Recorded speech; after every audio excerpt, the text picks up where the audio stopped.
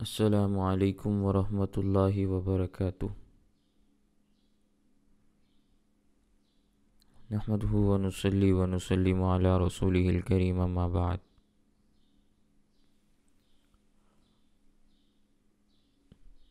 قال اللہ تبارک وتعالی فی القرآن الکریم: وَلَا تُبَاشِرُوهُنَّ وَأَنْتُمْ عَاقِفُونَ فِي الْمَسَاجِدِ۔ وقال رسول اللہ صلی اللہ علیہ وسلم: المعتکف یعتکف الذنوب کلها ویجری له الحسنات کلها، او کما قال النبی صلی اللہ علیہ وسلم۔ قرآن کریم میں اللہ تعالیٰ نے یہ بات ارشاد فرمائی ہے: وَلَا تُبَاشِرُوهُنَّ وَأَنْتُمْ عَاقِفُونَ فِي الْمَسَاجِدِ، کہ تم اپنی عورتوں سے نہ ملو جب تک تم مسجدوں میں اعتکاف کی حالت میں ہو۔ عاقفون سے مراد اعتکاف ہے۔ قرآن کریم کی یہ نص قطعی اعتکاف کو واضح کر رہی ہے۔ اسی طرح نبی کریم صلی اللہ علیہ وسلم کی حدیث پاک ہے: المعتکف یعتکف الذنوب کلها، اعتکاف کرنے والا سب گناہوں کو چھوڑ دیتا ہے۔ وَيَجْرِي لَهُ الْحَسَنَاتُ كُلُّهَا، اور اس اعتکاف کے بدلے میں اس کے لیے نیکیاں جاری کر دی جاتی ہیں۔ گناہوں کی عادت چھوٹ جاتی ہے، نیکیاں جاری ہو جاتی ہیں۔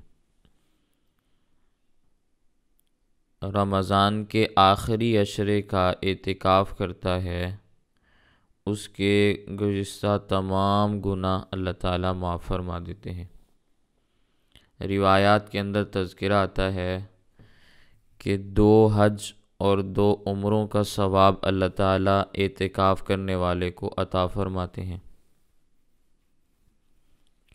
40 دن تک اسلامی سرحدوں کا محافظ رہنے والا شخص جتنا اجر اور ثواب حاصل کرتا ہے، اس 10 دن کا اعتکاف کرنے والے کو اللہ تعالیٰ اجر اور ثواب اتنا عطا فرماتے ہیں۔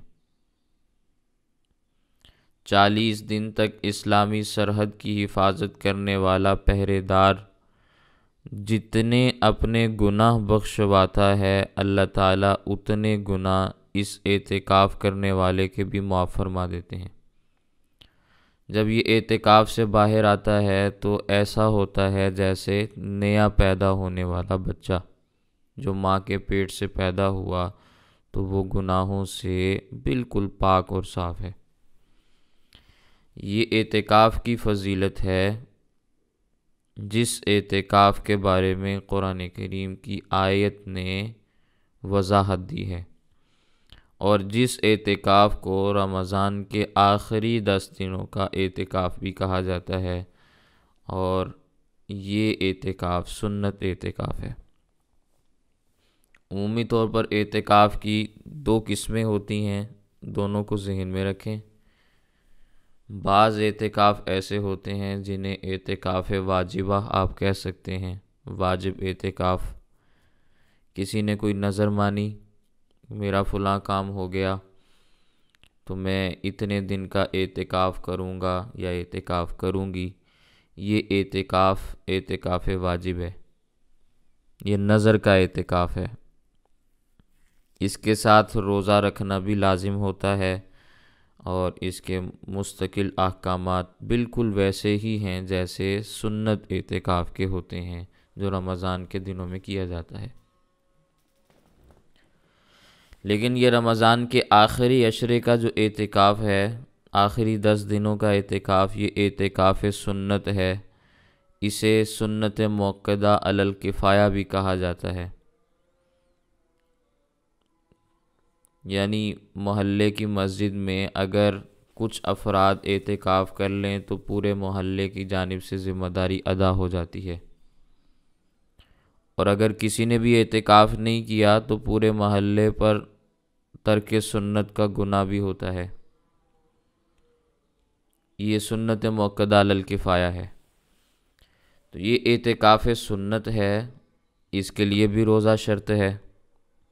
کوئی آدمی جو روزہ نہیں رکھتا یا رکھ نہیں سکتا تو اعتکاف نہیں کر سکتا۔ اعتکاف سنت میں روزہ بھی ضروری ہوتا ہے، اور یہ رمضان کے آخری 10 دنوں کا اعتکاف ہے، نہ 10 دن سے زائد ہے نہ 10 دن سے کم ہے۔ اعتکاف سنت نہ 10 دن سے زائد ہے نہ 10 دن سے کم ہے۔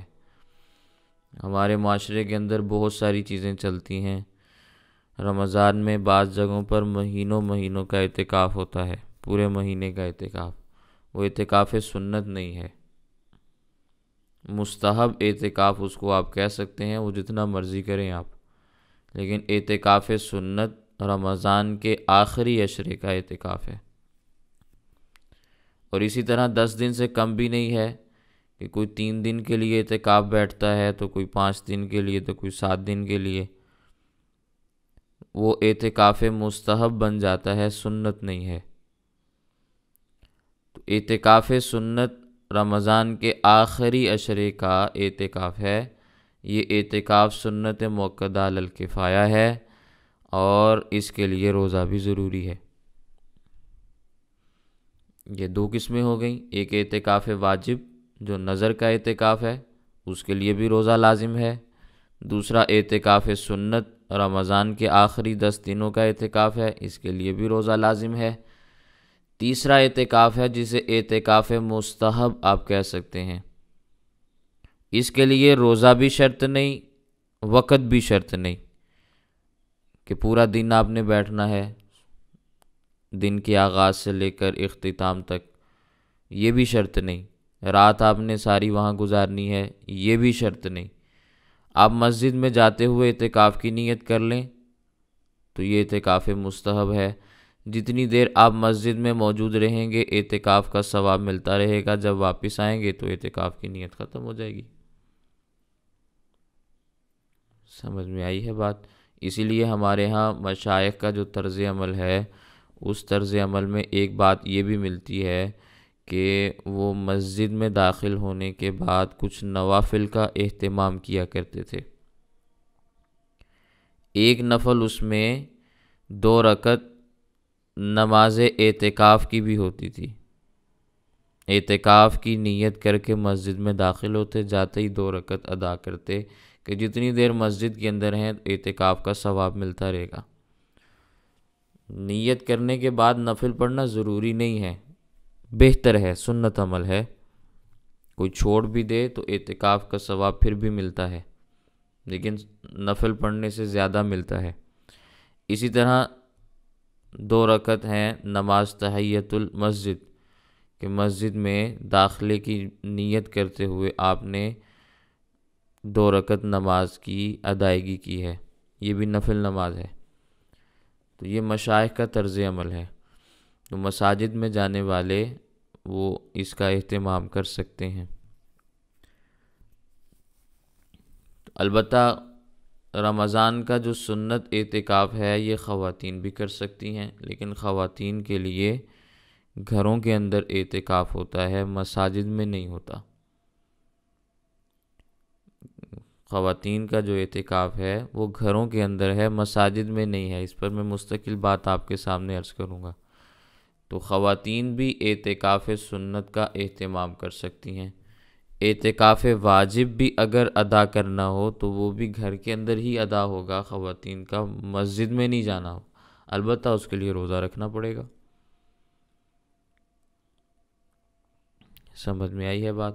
تو اعتکاف کی 3 قسمیں میں نے آپ کے سامنے بیان کی ہیں، اعتکاف واجب، اعتکاف سنت اور اعتکاف مستحب۔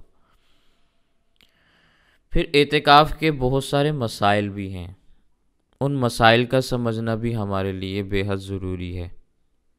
سب سے پہلی چیز میں اعتکاف سنت کے حوالے سے عرض کر دیتا ہوں، چونکہ رمضان کا مہینہ ہے اور آخری عشرے میں لوگوں نے اعتکاف کرنا ہے، تو اس کے لیے کچھ مسائل کا علم بھی ہونا چاہیے۔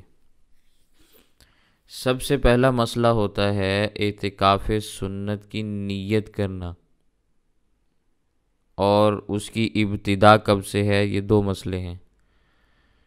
تو آخری عشرے کے اعتکاف کے لیے 20 رمضان کو سورج ڈوبنے سے پہلے پہلے مسجد میں داخل ہونا لازم اور ضروری ہوتا ہے ان مردوں کے لیے جنہوں نے مسجد میں اعتکاف کرنا ہے۔ یہ بات آپ ذہن میں رکھیں کہ مردوں کا اعتکاف گھر میں نہیں ہے اور عورتوں کا اعتکاف مسجد میں نہیں ہے، یہ تو طے شدہ بات ہے۔ اب مردوں نے مسجد میں اعتکاف کرنا ہے تو 20 رمضان کو سورج ڈوبنے سے پہلے پہلے انہوں نے مسجد میں ہر حال میں پہنچنا ہے۔ اگر تاخیر ہو گئی تو اعتکاف سنت نہیں پا سکتے، بے شک 1 منٹ کی تاخیر کیوں نہ ہو جائے۔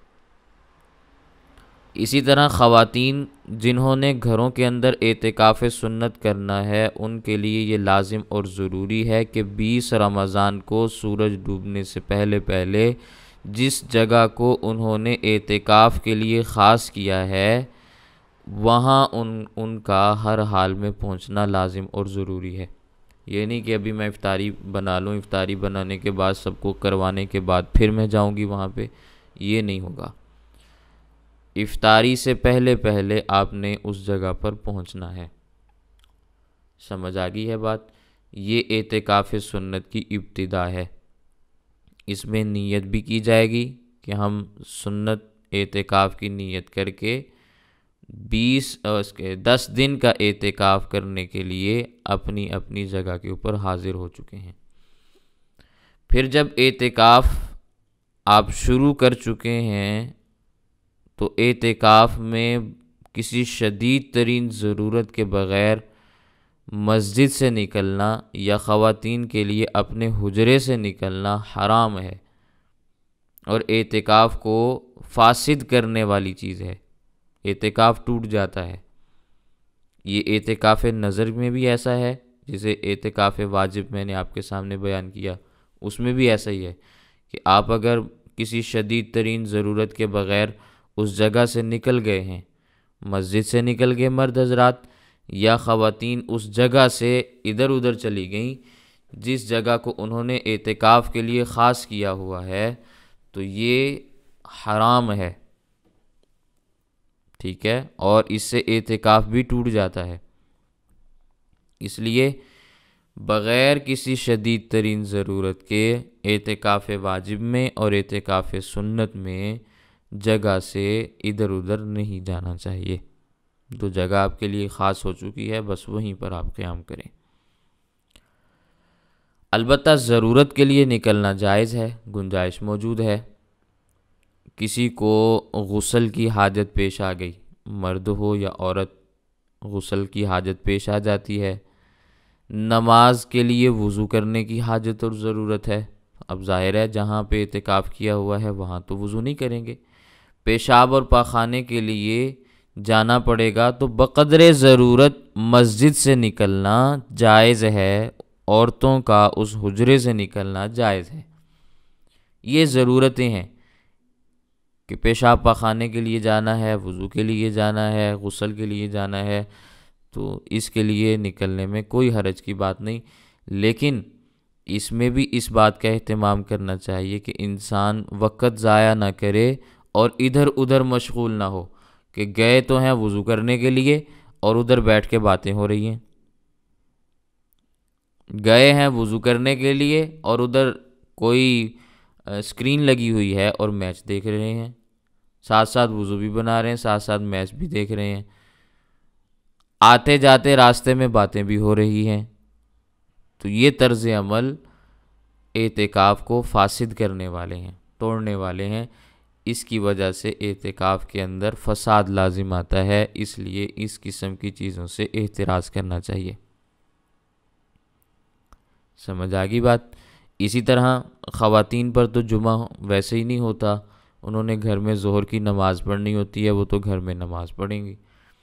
اگر کسی مسجد میں جمعہ نہیں ہوتا لیکن وہاں اعتکاف والے اعتکاف میں بیٹھے ہوئے ہیں، جیسے عمومی طور پر دیہات کی مساجد ہوتی ہیں وہاں جمعہ جائز نہیں ہوتا، تو اب اس میں یہ ہے کہ انسان اگر کسی دوسری مسجد میں جمعہ کی ادائیگی کے لیے جانا چاہتا ہے تو چلا جائے، کوئی حرج کی بات نہیں، لیکن بہت جلد جائے اور بہت جلد واپس آ جائے، راستے میں بھی باتیں نہ کرے اور ادھر ادھر نظریں بھی نہ دوڑائے، نگاہ نیچی کر کے جائے، نگاہ نیچی کر کے واپس آ جائے، تو یوں جانا جائز ہے، یہ ضرورت ہے۔ سمجھ میں آئی ہے بات؟ لیکن یہ اس جگہ پر ہے جہاں جمعہ نہیں ہوتا۔ میں اس کی مثال یوں عرض کرتا ہوں، دو مسئلے الگ الگ ہیں نا، اس لیے میں وضاحت عرض کر رہا ہوں۔ بعض مساجد ایسی ہوتی ہیں جن کو جامع مسجد کہا جاتا ہے۔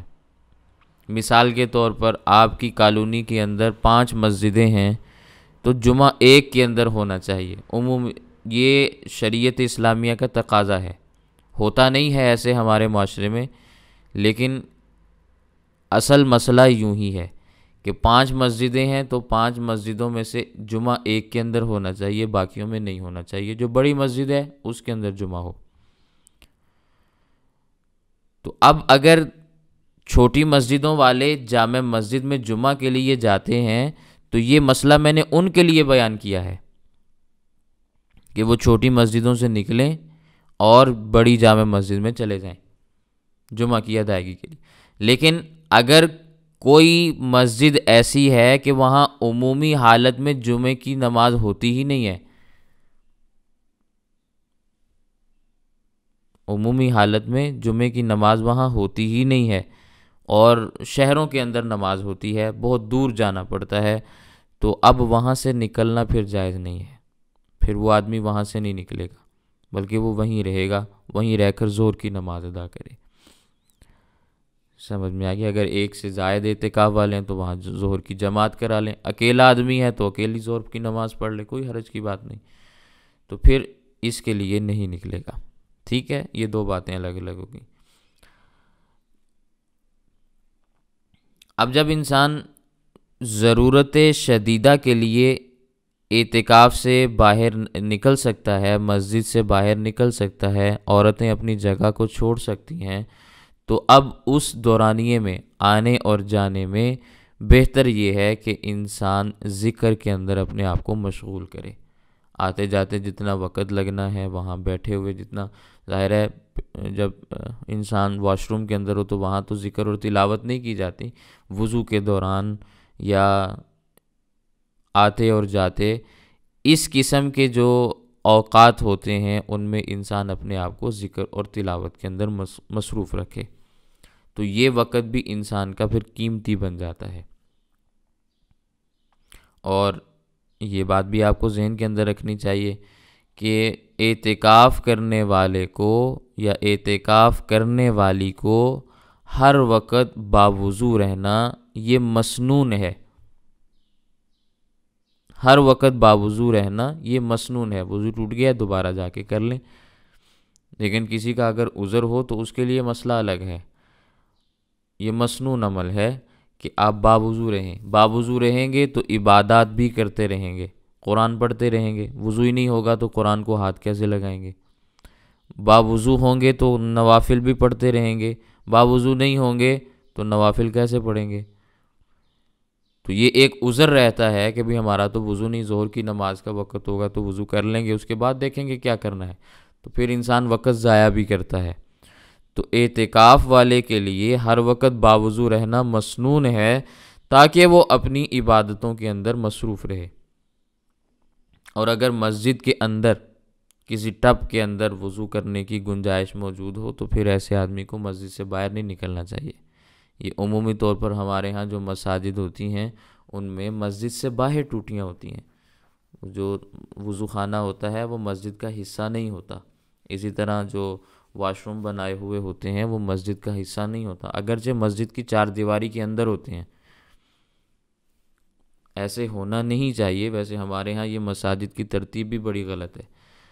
وضو خانے کو مسجد سے الگ ہونا چاہیے، باہر والی جانب ہونا چاہیے کہ باہر سے لوگ وضو کر کے اندر کی جانب جائیں، اندر ہی سے وضو کر کے اندر سے ہی اندر چلتے چلے جائیں، یہ طرز عمل درست نہیں ہے، لیکن ہمارے ہاں مساجد ایسی بنی ہوئی ہیں۔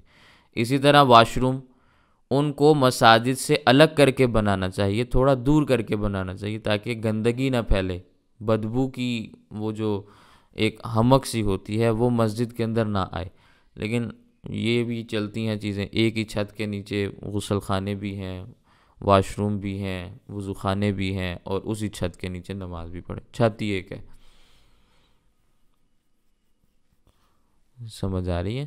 تو یہ ایک طریقہ چلا ہوا ہے، لوگ بنا دیتے ہیں، مشورہ نہیں کرتے اور پوچھتے نہیں ہیں اہل علم سے، تو اس لیے یہ مسائل پیش آتے ہیں. وگرنہ عمومی طور پر جو اصل مساجد کی ترتیب ہے وہ یوں ہوتی ہے کہ وضو خانے بھی مسجد سے تھوڑے فاصلے پہ بنائے جاتے ہیں، وضو خانے بھی ان کے ساتھ تھوڑا سا الگ کر کے بنائے جاتے ہیں. انسان واش روم میں جائے تو تھوڑا سا آگے کو چل کے جائے، 2 قدم آگے جائے گا، 2 قدم پیچھے ہٹے گا تو وضو خانہ ہے، اس کے پیچھے مسجد ہے. ٹھیک ہے، تو اب واش روم سے نکلے، وضو کرے اور سیدھا مسجد میں واپس آ جائے. سمجھ آ گئی ہے بات؟ تو اب اس کو اس حاجت کے لیے مسجد سے باہر نکلنا پڑے گا نا، تو ضرورت شدیدہ کے لیے یوں باہر نکلنا جائز ہے. لیکن اگر مسجد کے صحن کے اندر ہی ٹب وغیرہ رکھا ہوا ہے، حوض بنا ہوا ہے، ہمارے ہاں تو یہ چیز بھی نہیں ہے کہ مساجد کے صحن کے اندر حوض کا اہتمام، الا یہ کہ یہ بڑی بادشاہی مسجد کے اندر حوض بنا ہوا ہے، اور شاید میں نے کہیں بھی نہیں دیکھا. لیکن جو ہمارے سلاطین تھے، عثمانی سلاطین، ان کی مساجد کے اندر صحن کے اندر حوض بنائے جاتے تھے.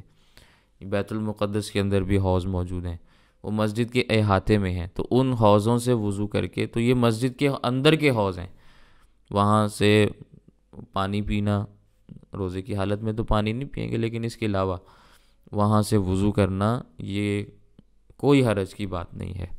ٹھیک ہے، تو وہاں وضو بھی کیا جا سکتا ہے. البتہ ایک مسئلہ ہوتا ہے غسل کرنے کا ٹھنڈک حاصل کرنے کے لیے، یہ ایک مارکۃ الآراء مسئلہ چلتا ہے ہمارے ہاں. پہلے اعتکاف گرمیوں میں تھا، ابھی کچھ موسم مناسب ہے اس دفعہ، وگرنہ عمومی طور پر جو رمضان گرمیوں کے اندر آتا ہے اس میں پھر مسائل کا سامنا کرنا پڑتا ہے، اور پھر مساجد میں اے سی بھی نہ لگے ہوئے ہوں تو پسینے کی بدبو پھیلتی ہے مسجد کے اندر، اور مردوں کو پسینہ ویسے بھی زیادہ آتا ہے. تو اس کے لیے ایک مسئلہ ہوتا ہے غسل تبرید کا، ٹھنڈک حاصل کرنے کے لیے جو غسل کیا جاتا ہے اسے غسل تبرید کہا جاتا ہے. تو ٹھنڈک حاصل کرنے کے لیے جو غسل کرنا ہے اس کے لیے مسجد سے نکلنا یا اعتکاف کی جگہ سے عورت کا نکلنا وہ جائز نہیں ہے. گرمی لگ رہی ہے یا وہ اس کو کیا کہتے ہیں، ایک کیفیت انسان کے اوپر طاری ہو جاتی ہے نا، دم گھٹ رہا ہوتا ہے، تو اس کے لیے پھر باہر نکلتے ہیں اور غسل کر کے آ جاتے ہیں، سر پہ پانی ڈالا تو حالت تھوڑی مناسب ہوگی. تو اگر اس کے لیے نکلیں گے تو اعتکاف ٹوٹ جائے گا، فاسد ہو جائے گا. غسل تبرید کے لیے، غسل واجب کے لیے نکلنا جائز ہے، لیکن غسل تبرید کے لیے نکلنا جائز نہیں ہے. ہاں البتہ ایک آدمی استنجا کرنے کے لیے گیا ہے، کوئی عورت یا کوئی مرد، عورتوں کے لیے یہ مناسب صورتحال مل جاتی ہے کیونکہ گھروں کے اندر یہ انتظامات ہوتے ہیں. آدمی استنجا کرنے کے لیے گیا، وہاں پہ کسی نے ٹب بھر کے ویسے ہی پانی کا رکھا ہوا تھا، ٹھیک ہے، یا اس استنجا خانے کے اندر غسل خانہ بھی ہے، دونوں چیزیں ملی ہوئی ہیں. گھروں کے اندر عمومی طور پر ابھی ایسے ہی چلتی ہیں نا چیزیں، دونوں چیزیں اکٹھی ہوتی ہیں، اور پھر ٹینکی بھی لگی ہوئی ہے. یا کسی سمجھدار آدمی نے سمجھداری کا مظاہرہ کیا تو وہاں پہ پانی رکھ دیا، اس کو خود نہیں لے کے وہاں جانا پڑا کہ خود پانی کا انتظام کرے، سمجھدار آدمی نے وہاں پانی رکھ دیا. اس کو پتہ تھا کہ بھئی مسجد سے لوگ آئیں گے، اور آنے کے بعد ان میں چونکہ گرمی کی وجہ سے کافی اندر معاملہ خراب ہوا ہے، تو اب بہتر ہے کہ وہ غسل کر لیں. تو اب وہ آدمی اگر پانی اپنے اوپر ڈال لے تو اس سے اعتکاف نہیں ٹوٹتا، بشرط یہ کہ وہ وہیں اندر ہی اندر یہ کام کر لے، استنجا کرتے کرتے یا استنجا سے فارغ ہونے کے فوراً بعد. یعنی خاص اہتمام نہ کرے کہ بھی 40-45 منٹ کا غسل کرنا ہے، اس سے اعتکاف فاسد ہو جائے گا. بس پانی پڑا ہوا تھا وہ اپنے اوپر ڈال لیا، ٹھیک ہے، اور اس کے بعد وہاں سے باہر آ گئے تو اس کی گنجائش موجود ہے۔ اب یہ بھی غسل تبرید ہی ہے، لیکن اس کے لیے اس کو انتظام نہیں کرنا پڑا، گیا کسی اور کام کے لیے تھا، ضمناً یہ کام ہو گیا اور اس پر وقت بھی نہیں لگا، تو اب یہ جائز۔ اسی طرح کوئی عورت استنجا کرنے کے لیے غسل خانے میں گئی، اس کے واش روم میں گئی، تو وہاں پہ غسل خانہ بھی ساتھ ہی ہے، نہانے کی جگہ بھی وہیں بنی ہوئی ہے، اوپر سے ٹینکی بھی لگی ہوئی ہے، تو اب اگر یہ ہلکا سا پانی سر کے اوپر ڈال لے اور جلدی سے باہر آ جائے تو اس سے اعتکاف کے اوپر کوئی فرق نہیں پڑتا، البتہ اس کی عادت نہیں بنانی چاہیے۔ سمجھ آ گئی بات؟ عادت نہیں بنانی، اگر عذر ہو تو پھر یعنی بہت زیادہ مسئلہ ہو رہا ہو تو پھر ایسا کرنے کی اجازت موجود ہے۔ البتہ اگر ایک اور صورت بھی میں آپ کے سامنے عرض کر دوں مردوں کے حوالے سے، کیونکہ مسجد میں اعتکاف وہ کرتے ہیں، مسجد کی صفائی ہو رہی ہو، صحن کافی بڑا ہے، مسجد کی صفائی ہو، تو معتکف آدمی مسجد کی صفائی میں حصہ بھی لے سکتا ہے، صفائی تو کر سکتے ہیں نا مسجد کی، تو مسجد کو دھوتے دھوتے اپنے اوپر بھی پانی ڈال لے، ٹھنڈا ٹھنڈا پانی ہے تو مسجد کو دھو رہا ہے، ساتھ اپنے اوپر بھی ڈال لیا پانی، یا مسجد کے حوض میں سے پانی نکالا اور اپنے سر کے اوپر ڈال لیا، اس کو باہر نہیں جانا پڑا اور مسجد بھی گندی نہ ہوئی، ٹھیک ہے، مسجد بھی گندی نہ ہوئی تو اس کی گنجائش موجود ہے، ٹھیک ہے۔ تو یوں ٹھنڈک حاصل کرنے کے لیے غسل کرنا جائز ہے، البتہ اسپیشل آپ ٹھنڈک حاصل کرنے کے لیے واش روم کا سفر کریں، اس سے اعتکاف ٹوٹ جائے گا۔ اللہ اکبر۔ احتلام کی وجہ سے بھی مسجد سے نکلنا جائز ہے، ظاہر ہے اب ایک آدمی مسجد کے اندر اعتکاف میں بیٹھا ہوا ہے تو اس کو احتلام وہیں پر ہوگا، باہر نہیں ہوگا۔ سونے کی حالت میں احتلام ہو جاتا ہے، ہوا خارج ہو جاتی ہے، یہ چیزیں مسجد کے آداب کے خلاف نہیں ہیں، جان بوجھ کے نہیں کرنا چاہیے، ایک فطری چیز ہے، ہو جاتا ہے معاملہ، تو یہ مسجد کے آداب کے خلاف نہیں ہے، اور احتلام کی وجہ سے اعتکاف اور روزے میں بھی کوئی خرابی لازم نہیں آتی، خواتین کو ہو یا مردوں کو، بس اس میں یہ ہے کہ مسجد کے آداب کی رعایت کرتے ہوئے انسان تیمم کر کے باہر کو نکل آئے، وہیں پہ بیٹھے بیٹھے تیمم کر لے، مٹی منگوانے کی ضرورت نہیں ہے، جو مسجد کی دیواریں ہیں ان پر ہاتھ لگا لے، کوئی اور چیز ہے ٹیبل وغیرہ پڑا ہوا ہے لکڑی کا، اس کے اوپر ہاتھ مار کے کیوں کر لے، اس کے لیے جانا بھی نہ پڑے، یہ نہیں کہ محراب میں ممبر پڑا ہوا ہے تو وہاں جا کے پہلے ہاتھ مار لیں، تو پہلے محراب کا سفر کریں پھر باہر کا سفر، اس سے بہتر یہ ہے کہ باہر کو نکل جائیں۔ سمجھ آئی؟ اسی طرح خواتین کا مسئلہ ہے، چونکہ انہوں نے اپنی اسی جگہ کے اوپر عبادت بھی کرنی ہوتی ہے تو اس جگہ کو بچاتے بچاتے الٹے پاؤں وہاں سے نکلیں اور جس جگہ انہوں نے غسل کرنا ہو اس جگہ کی جانب چلے جائیں، آداب کی رعایت رکھتے ہوئے احتلام کی وجہ سے غسل کے لیے جانا یہ بھی جائز ہے۔ پھر بسا اوقات معاملہ ایسے ہوتا ہے، گھر کے اندر بھی ہوتا ہے، اور جو خواتین گھر کے اندر اعتکاف میں بیٹھی ہوئی ہیں اور جو مسجد میں بیٹھے ہوئے ہیں ان کے ساتھ بھی ایسا ہوتا ہے کہ کوئی کھانا لانے والا نہیں ہے یا کسی سے کہنے کی ہمت نہیں ہے، تو کھانا لانے کے لیے باہر نکلا جا سکتا ہے، البتہ اس میں دیر نہ لگائے اور کھانا بھی مسجد میں لا کے کھائے۔ افطاری ہے نا وہ تو کر لی، ایک کھجور سے ہو جاتی ہے، پانی سے ہو جاتی ہے، کھجور بھی مل جاتی ہے، کوئی جیب میں ڈالی ہوتی ہے کسی نے، پانی تو مسجد میں موجود ہوتا ہی ہے، حوض بنے ہوئے ہوں گے یا کہیں اور سے پانی مل جاتا ہے، جو وضو کرنے کے لیے جگہ موجود ہے تو پانی کے لیے جگہ بھی تو مل جاتی ہے نا، تو اس پانی سے بھی روزہ افطار کیا جا سکتا ہے۔ مسئلہ ہوتا ہے باقی کھانے کا، ظاہر ہے بھوکا تو نہیں مارنا نا اعتکاف میں، تو اب گھر سے کھانا لانے کے لیے کوئی آدمی بھی میسر نہیں، تو یہ کھانا کھانے کے لیے، کھانا لانے کے لیے، کھانے کے لیے نہیں لانے کے لیے گھر کا سفر کرے، اگر مجبوری ہے کسی اور کو نہیں کہا جا سکتا تو پھر یہ معاملہ ہے، جائے جا کے کھانا پکڑے، گھر کے اندر داخل نہ ہو، باہر سے کھانا پکڑے اور نظریں جھکاتے ہوئے واپس مسجد کے اندر آ جائیں۔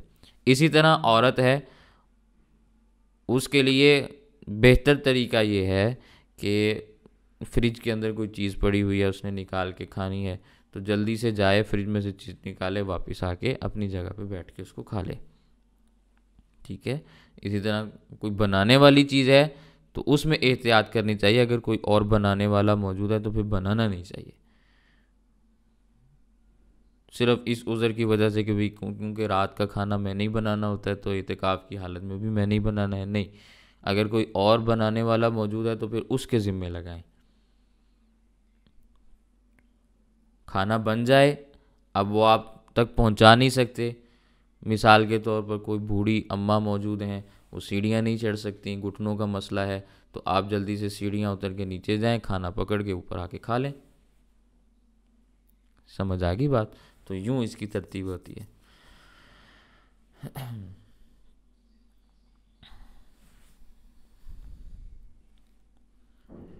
اللہ اکبر۔ تو یہ میں نے کچھ چند ایک باتیں آپ کے سامنے اعتکاف کے مسائل کے حوالے سے عرض کی ہیں، جن کو اعتکاف کی حالت میں سمجھنا بے حد ضروری ہے۔ ایک بات میں آپ کے سامنے عرض کرنا چاہتا ہوں، آپ ذرا اس کو سمجھیں اعتکاف کے حوالے سے۔ ہماری شریعت اسلامیہ نے ہمیں جو یہ عبادت دی ہے، تنہائی کی عبادت ہے، خلوت کی عبادت ہے، لیکن اس کو خلوت کا نام نہیں دیا گیا، نام اس کا اعتکاف رکھا گیا ہے۔ انسان اس میں الگ تھلگ ہوتا ہے نا، مرد ہو یا عورت ہو، عورت بھی الگ بیٹھی ہوئی ہے، مرد بھی الگ بیٹھا ہوا ہے، تو اصل اس میں تنہائی ہی ہے، لیکن یہ تنہائی وہ والی تنہائی نہیں کہ جس کو آپ خلوت کہہ سکیں، اس لیے کہ یہ فلاسفہ اور حکماء کا دیا ہوا نام ہے خلوت۔ شریعت اسلامیہ نے اس لفظ کو چھوڑ دیا ہے، اس لیے اعتکاف کو خلوت سے تعبیر بھی نہیں کرنا چاہیے، اعتکاف کو خلوت سے تعبیر بھی نہیں کرنا چاہیے۔ میں اس کی مثال عرض کرتا ہوں۔ حدیث پاک میں ایک بات ارشاد فرمائی گئی ہے، اللہ کے نبی صلی اللہ علیہ وسلم نے عشاء کو عتمہ کہنے سے منع فرمایا ہے۔ بعض روایات کے اندر عشاء کی نماز کے لیے عتمہ کا لفظ بولا گیا ہے، وقت عشاء کے لیے عتمہ کا لفظ بولا گیا۔ زمانہ جاہلیت میں اس وقت کا نام عتمہ تھا، عین تا میم ہا۔ تو ایک معاملہ جب پہلے سے زمانے جاہلیت میں چلتا چلا آ رہا تھا تو صحابہ کے درمیان وہ لفظ مشہور ہو گیا، نماز عتمہ، صلاۃ عتمہ۔ تو حدیث پاک میں اللہ کے نبی صلی اللہ علیہ وسلم نے اس کی ممانعت فرمائی کہ صلاۃ عتمہ نہ کہو بلکہ صلاۃ العشاء کہو۔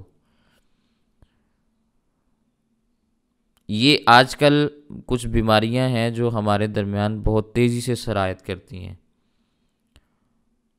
کچھ لوگ ہوتے ہیں اپنے آپ کو مورخین کہنے والے، محققین کہنے والے، وہ کچھ نام اپنی زبان سے بار بار بولتے ہیں تو لوگ ان کی تقلید میں آ کر ویسے ہی الفاظ بولنا شروع کر دیتے ہیں۔ جیسے ہمارے ہاں ایک لفظ بولا جاتا ہے بانی اسلام، پڑھا ہوگا آپ نے کئی کتابوں میں، اردو کی کتابوں میں سنا بھی ہوگا، بہت سارے لوگ بولتے ہیں بانی اسلام جناب رسول اللہ صلی اللہ علیہ وسلم، ایسے بولا جاتا ہے۔ تو وہ لوگ آپ صلی اللہ علیہ وسلم کو بانی اسلام کہتے ہیں، گویا اس بنیاد پر بانی اسلام کہا جا رہا ہے کہ اسلام کو بنانے والے نبی کریم صلی اللہ علیہ وسلم ہیں، حالانکہ نعوذ باللہ ثم نعوذ باللہ یہ اللہ کے نبی صلی اللہ علیہ وسلم پر 100% جھوٹا الزام ہے۔ لوگ یہی بات کہتے ہیں، مغرب کے مستشرقین وہ یہی بات کہتے ہیں نا کہ اسلام جو مذہب ہے وہ محمد صلی اللہ علیہ وسلم نے خود بنایا ہے، آسمانی مذہب نہیں ہے بلکہ گھڑا ہوا مذہب ہے۔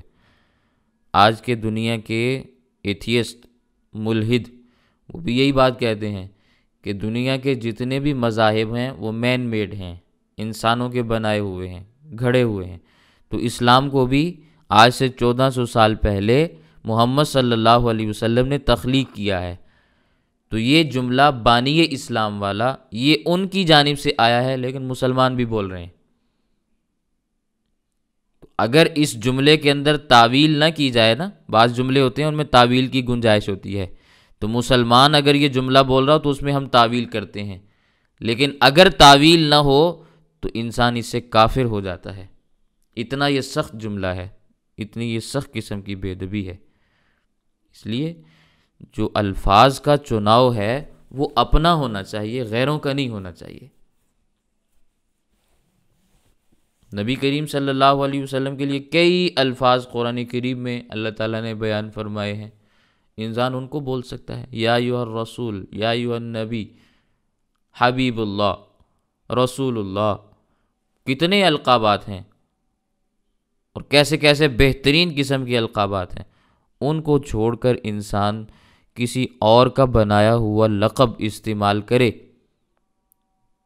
تو ان کی سوچ کے اوپر پھر تف ہے کہ نہیں ہے؟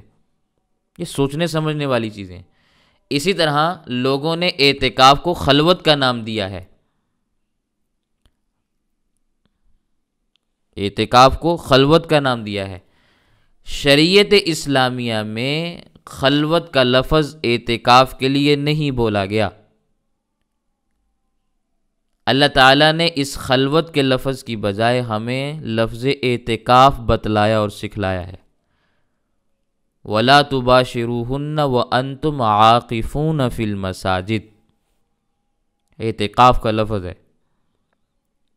لِلطَّائِفِينَ وَالْعَاقِفِينَ، خلوت کا لفظ استعمال نہیں کیا۔ یہ الگ بات ہے کہ ہمارے اردو کے بزرگوں کے کلام کے اندر خلوت کا لفظ استعمال ہو جاتا ہے کئی ایک معنی میں، لیکن اعتکاف کے لیے یہ لفظ استعمال کرنے کی ضرورت نہیں ہے۔ سمجھ میں آئی ہے؟ خلوت میں بھی تنہائی ہوتی ہے، اعتکاف میں بھی تنہائی ہی ہوتی ہے، لیکن اعتکاف کی جو تنہائی ہے وہ ایک شریعت کی بتلائی ہوئی حدود کے مطابق ہے،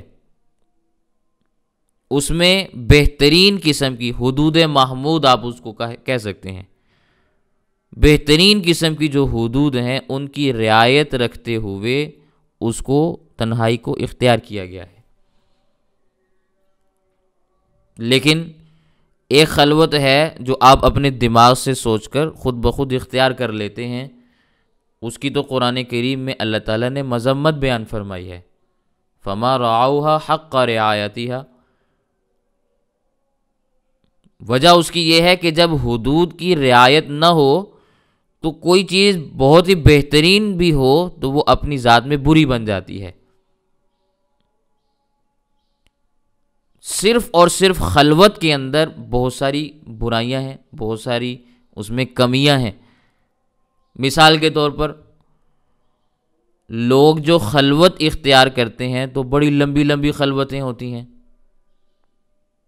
ہر شخص نہ وہ خلوت اختیار کر سکتا ہے، نہ ہر شخص اس خلوت سے پھر نفع حاصل کر سکتا ہے۔ کیسے ایک لمبی مدت تک کے لیے انسان تعلقات چھوڑ کر اپنے آپ کو حب سے بیجا میں رکھ کر بٹھائے رکھے؟ کیسے ممکن ہے یہ چیز کہ لمبی عمر تک ایسا ہی رہے؟ اللہ تعالیٰ نے تو ایک زمانہ متعین کیا، میں نے بتایا نا حدود محمود ہیں، ایک زمانہ متعین کیا، ہر شخص کو آسانی کے ساتھ وہ تنہائی میسر آ سکتی ہے۔ اور دنیا کے اندر تو لوگ خلوتیں ایسی ایسی جگہ پہ اختیار کرتے ہیں جہاں پرندہ پر بھی نہ مار سکے، پہاڑوں کے غاروں میں جائیں گے، جنگلوں کے گوشوں میں جائیں گے، کہاں کہاں جا کے بیٹھیں گے، جہاں جانے کے بعد خود آدمی آدمیت سے نکل کر وحشی بن جاتا ہے۔ ایسا ہوتا ہے کہ نہیں ہوتا؟ لیکن شریعت اسلامیہ نے جو اعتکاف بیان کیا وہ مسجد میں اعتکاف ہے، عورتوں کے لیے گھر کے اندر اعتکاف ہے۔ جن سے خلوت کروانا مقصود ہے ان سے یکسوئی ہو گئی، ان سے تنہائی ہو گئی، جن سے الگ کرنا مقصود ہے ان سے علیحدگی ہو گئی، جن سے علیحدگی مقصود نہیں ان سے علیحدگی نہیں ہوئی۔ مثال اس کی میں یوں عرض کرتا ہوں، ہم جنس سے خلوت نہیں ہوئی، اور جو ہم جنس نہیں ہے ان سے یکسوئی مقصود نہیں۔ میں اس پر ایک بات بھی آپ کے سامنے حضرت حاجی امداد اللہ مہاجر مکی رحمہ اللہ کے حوالے سے عرض کرتا ہوں۔ بیٹھے ہوئے تھے، ایک آنے والے صاحب آئے، وہ بھی عالم تھے، آگے کہنے لگے حضرت میں نے آپ کو دیکھا آپ تنہا بیٹھے ہوئے ہیں، تو میں نے کوئی آپ کی تنہائی میں خلل تو نہیں ڈالا؟ جیسے آج کی دنیا کے اندر لوگ پوچھتے ہیں یہ بات، یہ جملہ استعمال ہوتا ہے، بھی آپ بیٹھے ہوئے تھے تو میں نے آپ کو ڈسٹرب تو نہیں کیا؟ تو حضرت بھی بیٹھے ہوئے تھے، تو آنے والے نے عرض کیا آ کر کہ حضرت میں نے آپ کی تنہائی میں خلل تو نہیں ڈالا؟ تو حضرت نے ایک جملہ بولا، فرمانے لگے تم تو ہم جنس ہو، تم سے خلوت کیسی، تم سے تنہائی کیسی؟ تم تو ہم جنس ہو نا، یعنی مرد اور مرد کی جنس ایک جیسی ہے، عورت کی جنس جدا ہے۔ حالت اعتکاف میں مرد کو عورت سے اور عورت کو مرد سے جدا کر دیا جاتا ہے۔ ہم جنس اکٹھے ہو جاتے ہیں، مرد سارے مسجد میں اعتکاف بیٹھے ہوئے ہیں، عورتیں اپنے اپنے حجروں کے اندر ہیں، اگر کوئی بڑا ہال ہے تو عورتیں اس میں بھی اکٹھی ہوں گی۔ سمجھ آ رہی ہے نا میری بات؟ تو عورت عورت کی جنس کے ساتھ ہے، مرد مرد کی جنس کے ساتھ ہے، عورت سے مرد والی جنسیت کو علیحدہ کر دیا گیا، مرد سے عورت والی جنسیت کو علیحدہ کر دیا گیا۔ جن سے خلوت کروانا مقصود تھی، تنہائی مقصود تھی، یکسوئی مقصود تھی، وہ ہو گئی۔ زمانہ بھی بڑا محدود قسم کا ہے کہ 10 ایام ہیں، کوئی زیادہ لمبی چوڑی بات نہیں، اور اس زمانے کے اندر اعمال بھی بتلائے، اعمال بھی بتلائے ہیں نا کہ کرنا کیا ہے وہاں بیٹھ کے۔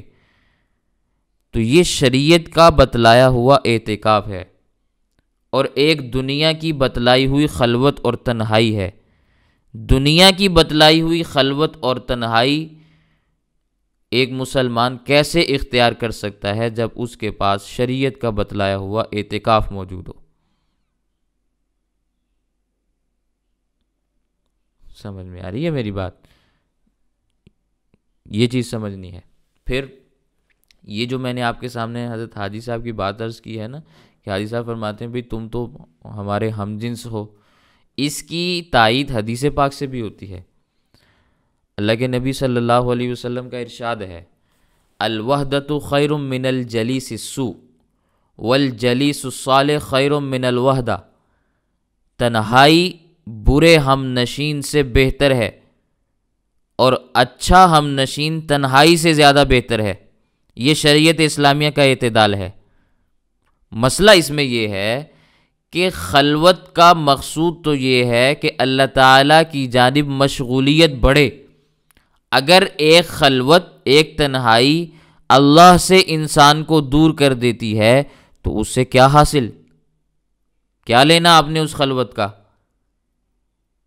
اور ایک تنہائی ایسی ہے جو آپ کو اللہ کے قریب کر دیتی ہے، اللہ تعالیٰ کے ساتھ آپ کی مشغولیت بڑھ جاتی ہے، تو یہ بہترین جلیس ہے، الجلیس الصالح، جس کو حدیث پاک میں فرمایا گیا۔ انسان کچھ افراد کے ساتھ عبادت کے ماحول میں بیٹھا ہوا ہے، مسجد میں بیٹھا ہوا ہے، عبادت کی جگہ پہ بیٹھا ہوا ہے، وہ قرآن پڑھ رہا ہے، آپ بھی قرآن پڑھنا شروع کر دیتے ہیں، وہ نماز پڑھ رہا ہے، آپ بھی نماز پڑھنا شروع کر دیتے ہیں، تو یہ بہترین قسم کی ہم نشینی ہے کہ نہیں ہے؟ بجائے اس کے کہ ایک انسان خلوت میں بیٹھا ہوا ہو، اکیلا بیٹھا ہوا ہے وہاں پہ۔ دنیا کی جو خلوت ہے وہ چند افراد کے ساتھ نہیں ہوتی ہے، اکیلی اکیلی ہوتی ہے، کسی غار میں ہے، دوسرا کسی غار میں ہے، تو اب وہ اس غار میں بیٹھا جو مرضی کرتا رہے، عبادت کرے یا نہ کرے، وہ کسی سے سبق تو حاصل نہیں کر سکتا نا وہاں پہ، کہ کسی کو وہ دیکھے کہ بھئی دیکھو وہ عبادت کر رہا ہے تو مجھے بھی کرنا چاہیے۔ سستی غالب آ ہی جاتی ہے نا انسان کے اوپر، یہ تو طبی تقاضے ہیں۔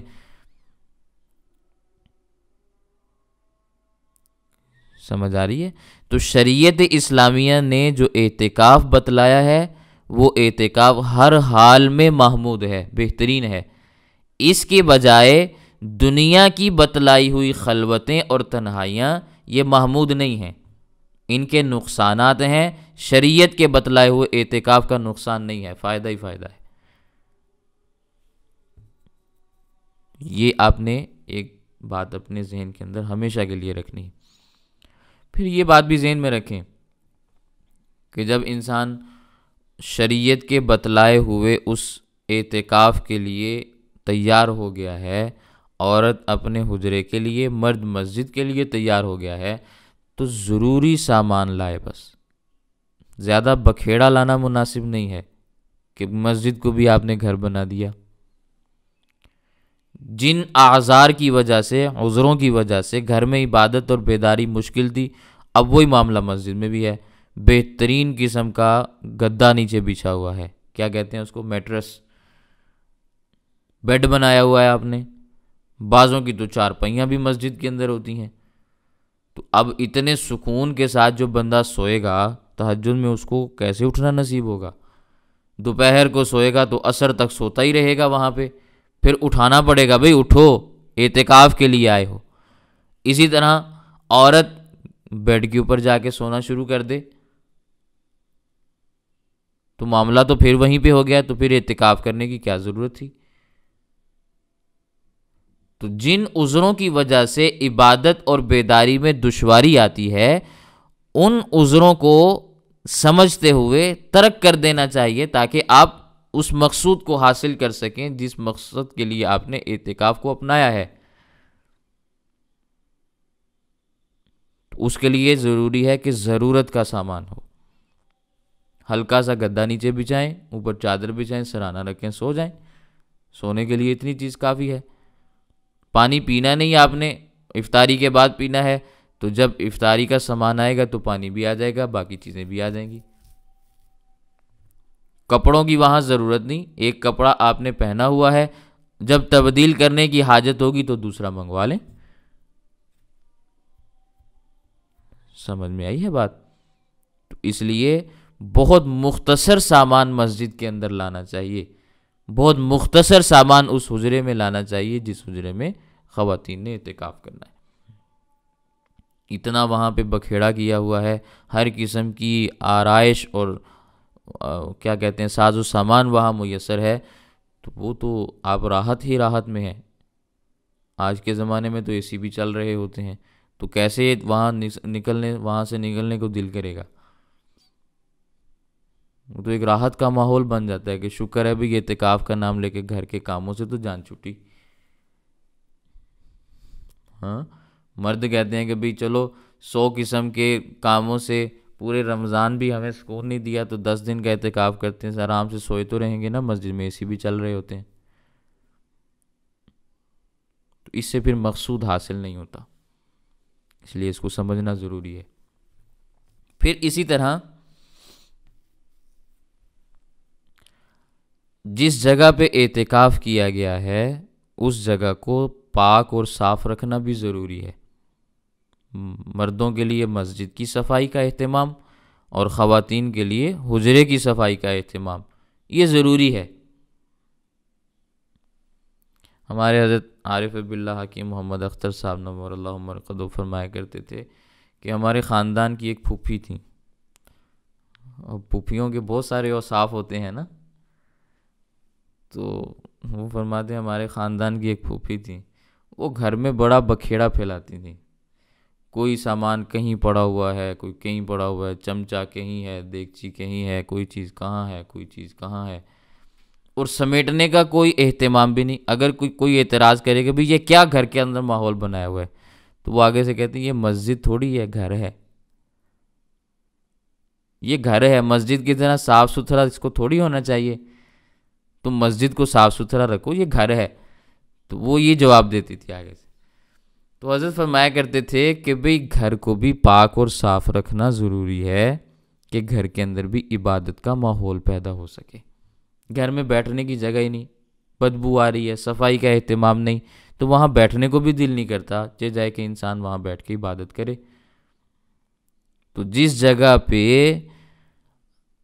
اعتکاف کرنا ہے خواتین نے، اس جگہ کا پاک اور صاف ہونا، اس طرح کی چیزوں سے کہ بکھیڑے وہاں پہ پڑے ہوئے ہیں سارے،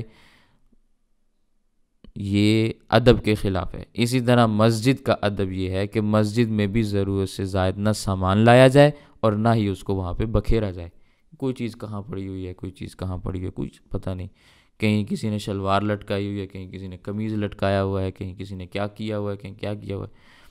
اور زمانے کے بھی عجیب و غریب قسم کے انداز ہوتے ہیں۔ کوئی پان کھانے والے ہوتے ہیں، انہوں نے پان دان بھی رکھا ہوتا ہے، ساتھ اگلنے کے لیے اگل دان بھی رکھا ہوتا ہے۔ چائے کے شوقینوں نے اپنی وہ کیتلیاں ساتھ رکھی ہوتی ہیں، تمباکو والوں نے تھیلے ساتھ رکھے ہوتے ہیں۔ وہ عجیب قسم کی بدبو مسجد کے اندر پھیلی ہوتی ہے۔ جو ساری چیزیں گھروں کے اندر موجود ہوتی ہیں اٹھا کے پورا بوریا بستر لے کر مسجد کے اندر پہنچ جاتے ہیں۔ اور بعض دلیر تو ایسے بھی ہوتے ہیں وہ حقہ بھی ساتھ لے جاتے ہیں، افطاری کے بعد حقہ پئیں گے۔ اب حقہ مسجد کے باہر رکھا ہوتا ہے، بیٹھے اندر ہوتے ہیں اور جناب علی حقہ پیا جا رہا ہے۔ حقہ مسجد کے باہر رکھا ہوا ہے، کیونکہ مسجد کے اندر تو حقہ رکھنا جائز نہیں نا۔ اب جوتیوں والی جگہ پہ حقہ رکھا ہوا ہے اور جوتیوں کے ساتھ بیٹھے ہوئے ہیں مسجد کے اندر والے حصے میں، اور حقہ پیا جا رہا ہے۔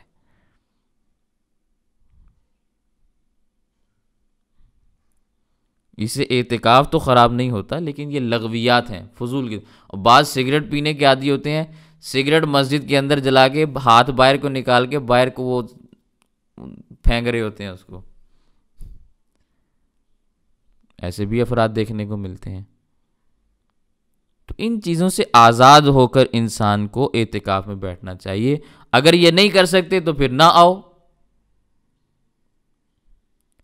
نہ یہ معاملات کرو نا۔ تو کسی نے زبردستی تو نہیں کی نا کہ آپ 10 دن یہیں پہ گزارنے، نہ آؤ اگر نہیں رہ سکتے ان چیزوں کے بغیر۔ تو بہرحال یہ اعتکاف ہے، خلوت نہیں ہے۔ اور اس اعتکاف میں کچھ حدود محمود ہیں، بہترین قسم کی حدود اللہ تعالیٰ نے بیان کی ہیں، ان کا ہمیں اہتمام کرنا چاہیے تاکہ ہم ان فضائل کو حاصل کر سکیں جن کا میں نے آپ کے سامنے شروع میں تذکرہ کیا ہے۔ پھر جو ایک بہت بڑا فائدہ ہے اعتکاف کا، وہ ہے شب قدر کی تلاش۔ معتکف کو حالت اعتکاف میں اس لیے لایا گیا کہ اس کے لیے شب قدر کی تلاش آسان ہو، کیونکہ بہت سارے آدمی ایسے ہوں گے جو اس کام کے اندر مشغول ہوں گے، تو یہ بھی اس میں مشغول ہو جائے گا، وگرنہ گھر کے اندر پتہ نہیں چلتا، گھر کے اندر نہیں پتہ چلتا نا۔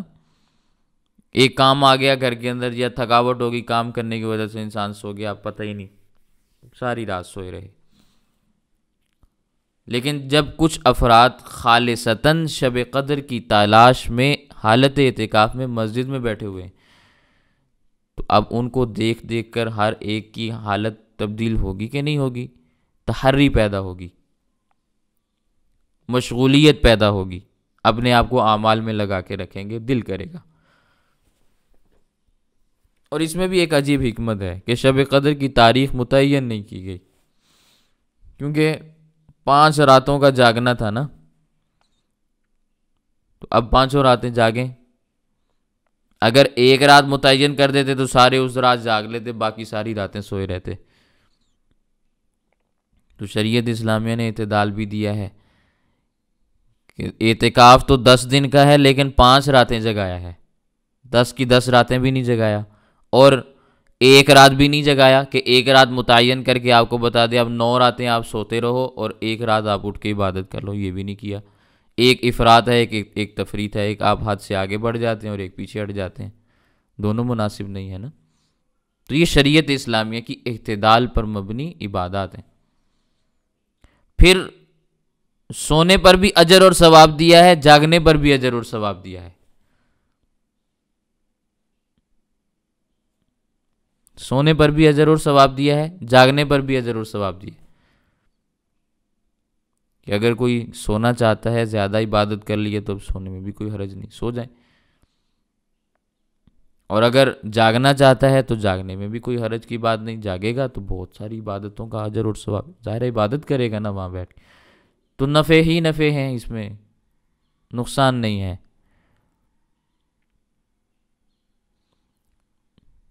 اس سے ہمیں یہ بات بھی پتہ چلتی ہے کہ شب قدر ایک بہت قابل قدر چیز ہے، نہایت قابل قدر قسم کی چیز ہے۔ اس میں ہمیں جاگنا چاہیے، اللہ کی عبادت کرنی چاہیے۔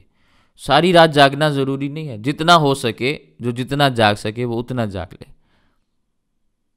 لیکن اس جتنا جاگنا ہے اس جاگنے کو صحیح انداز میں جاگا جائے کہ اس میں اللہ تعالیٰ کی عبادت کو کرنا مقصود ہو، لغویات اور فضولیات میں مشغول ہونا مقصود نہ ہو، یا ایک دوسرے کو دکھلانا مقصود نہ ہو۔ تو رمضان کی راتوں میں، آخری 10 راتوں میں اللہ تعالیٰ شب قدر بھی عطا فرماتے ہیں، تو اس کو تلاش کرنے کے لیے بھی ہمیں اعتکاف کرنا پڑتا ہے۔